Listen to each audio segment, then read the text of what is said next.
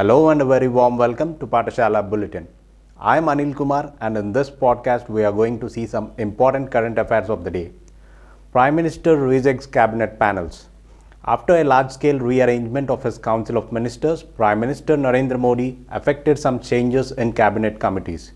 The cabinet committees are extra-constitutional in emergence. In other words, they are not mentioned in the constitution.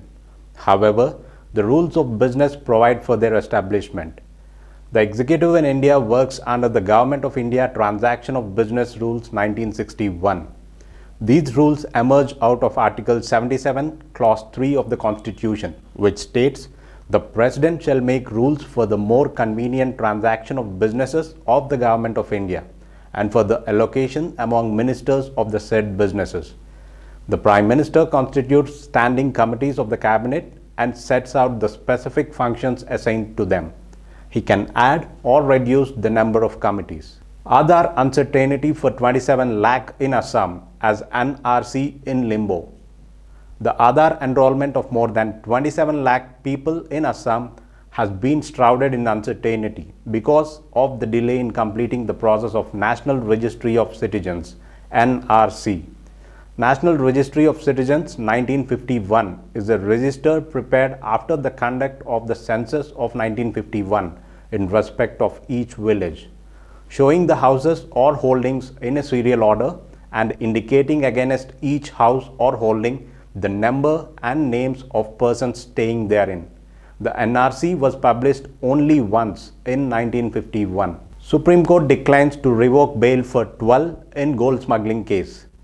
The Supreme Court declined to revoke the bail granted to 12 accused in the high-profile Kerala gold smuggling case and agreed to examine whether the Unlawful Activities Prevention Act (UAPA) can be invoked in smuggling cases.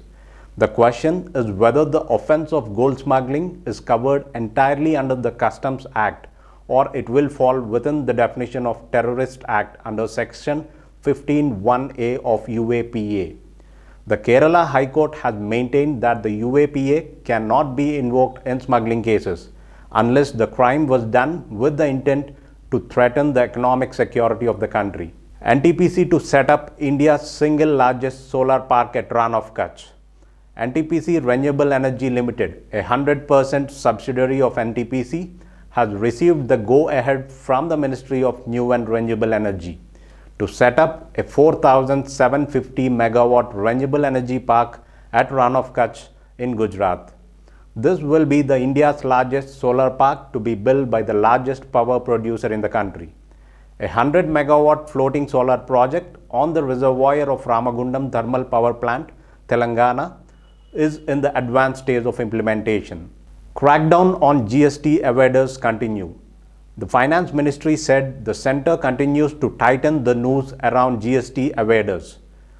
Though its crackdown on fake invoices slowed down in recent months due to COVID-19 resurgence, the misuse of income tax credit provisions as the most common modus of tax evasion under the Goods and Services Tax regime.